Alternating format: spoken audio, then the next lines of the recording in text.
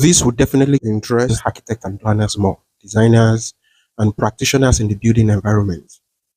Oftentimes we talk about African architecture, the Nigerian building style, but there's something about the Nigerian or African or whatever nomenclature of vernacular architecture we want to use. I've come to realize that it is not in a style of building, it is not in a physical representation. So, the African architecture, or in this case, the Nigerian architecture, is not a built form, but rather a philosophy of what it supports. Okay, let's go a little back in history.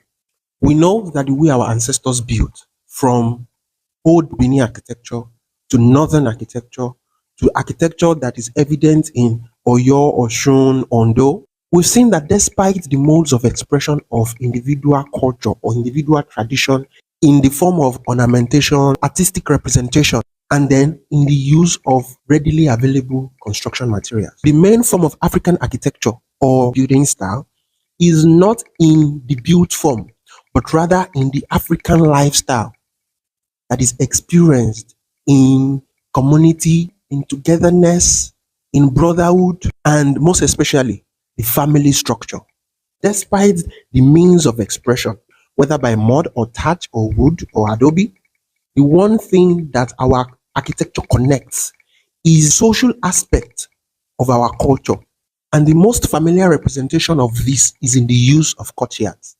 So whether Igbo Yoruba architecture, whether it's the old Benin architecture, the one thing that is similar to all of this was the use of courtyard.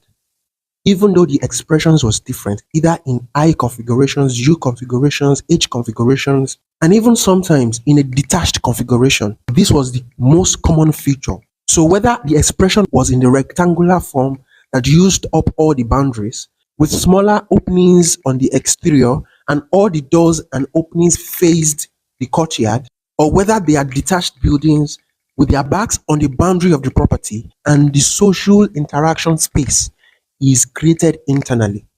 This did not only give us interaction space, but also created that sense of safety, that sense of security, that sense of privacy and togetherness within the members of that group, whether a family or a subgroup of the community.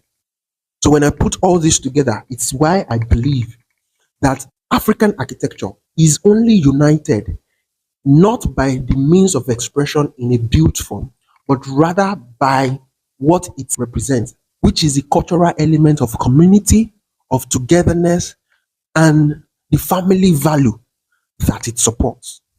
So that is that about our building style.